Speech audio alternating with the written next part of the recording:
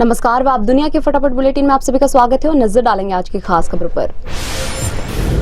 Israel और Hamas के बीच जारी युद्ध में अब तक 8,800 से ज्यादा लोगों की मौत, गाजा में 7,400 से ज्यादा लोगों की मौत, इजराइल में 1,400 से ज्यादा लोगों की गई जान। कतर के अमीर शेख तमीम बिन हमद अल थानी के ईरान के राष्ट्रपति इब्राहिम रईसी से इजराइल हमास युद्ध को लेकर फोन पर चर्चा, दोनों नेताओं ने द्विपक्षीय संबंधों पर भी की चर्चा। इजरायली सेना ने कहा, इजराइल के सुरक्षा और खुफिया अधिकारियों ने वेस्ट बैंक से 11 संदिग्ध आतंकवादियों को किया गिरफ्तार। बीएसएफ ने जम्मू में अंतर्राष्ट्रीय सीमा पर बिना उकसावे की गोलीबारी को लेकर पाकिस्तानी बलों के समक्ष जताया विरोध। आरएसपुरा सेक्टर में पाक गोलीबारी में आधा दर्जन से ज्यादा लोग हुए घायल। पूर्व कांग्रेस अध्यक्ष राहुल गांधी का वादा, छत्तीसगढ़ में कांग्रेस के सत्ता में बरकरार रहने पर राज्य के सरकारी स्कूल कॉलेजों में मुफ्त शिक्षा मिलेगी। तेंदुपत्ता संग्राहकों को प्रतिवर्ष 4,000 रुपए दिए जाएंगे। दिल्ली की वायु गुणवत्ता शनिवार को बहुत खराब श्रेणी में दर्ज की गई। आने वाले दिनों में प्रतिकूल मौसमी परिस्थितियों के चलते इसके और भी खराब होने की आशंका है।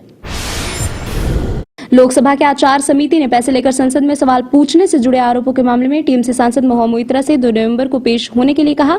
समिति ने स्पष्ट किया, इसके बाद स्थिति को आगे नहीं बढ़ाया जाएगा।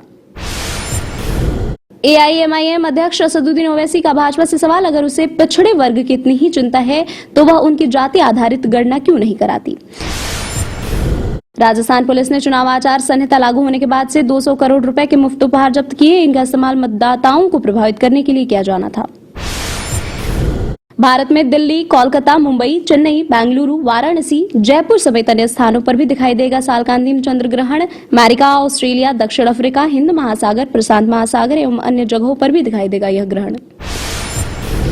रक्षा मंत्री एवं वरिष्ठ भाजपा नेता राजनाथ सिंह का दावा, अगले वर्ष होने वाले लोकसभा चुनाव में एक बार फिर स्पष्ट बहुमत के साथ नरेंद्र मोदी ही देश के प्रधानमंत्री बनेंगे। गुजरात के सूरत शहर में शनिवार को 3 बच्चों सहित एक ही परिवार के 7 सदस्य अपने घर में मृत पाए गए। पुलिस को सामूहिक आत्महत्या का संदेह, मौके से सुसाइड नोट भी बरामद।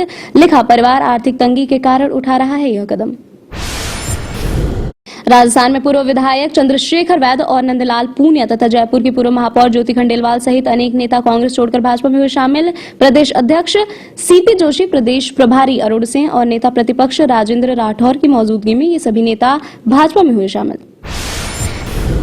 राजस्थान के मंत्री प्रताप सिंह खाचरियावास ने कहा, मैं जनता के बीच जाकर आया हूं। कांग्रेस का एक तरफा माहौल है। कांग्रेस देश की ताकत है। जो लोग भाजपा में जा रहे हैं वे जनता का कोई भला नहीं कर रहे हैं। कांग्रेस अध्यक्ष मल्लिकार्जुन खड़गे ने राजस्थान में ईडी के छापे पर कहा, वे गहलोत का चुनाव खराब करना चाहते हैं और कांग्रेस नेताओं का मनोबल गिराना और डराना चाहते हैं। वे ऐसा हमेशा करते हैं, हम डरेंगे नहीं।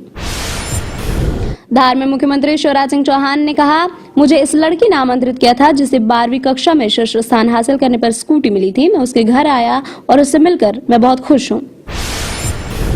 मध्य प्रदेश के इंदौर में राम मंदिर के चुनावी होर्डिंग पर रार, कांग्रेस ने भाजपा पर आचार संहिता के उल्लंघन का आरोप लगाया। भाजपा ने ये होर्डिंग राज्य में 17 नवंबर को होने वाले विधानसभा चुनाव से चंद रोज पहले लगाए हैं।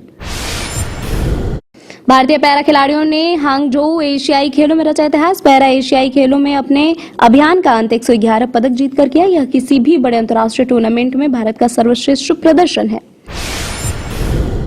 भोपाल गैस त्रासदी पर आधारित सीरीज द रेलवे मेन का टीजर रिलीज। आर माधवन, के मेनन, बाबिल खान लीड रोल में आएंगे नजर। नेटफ्लिक्स पर 18 नवंबर को रिलीज होगी यह सीरीज। फिल्म 12वीं फेल ने पहले दिन बॉक्स ऑफिस पर किया 1.1 करोड़ रुपए का कलेक्शन। फिल्म को वर्ड ऑफ माउथ का हो रहा फायदा। विक्रांत मैसी निभा रहे हैं अहम किरदार। सच्ची कहानी पर आधारित है 12वीं फेल। ये थी आज की फटाफट बुलेटिन और ऐसे ही ताजा अपडेट्स के लिए बने रहे हमारे साथ, यानी कि विजिट करें आप दुनिया पर।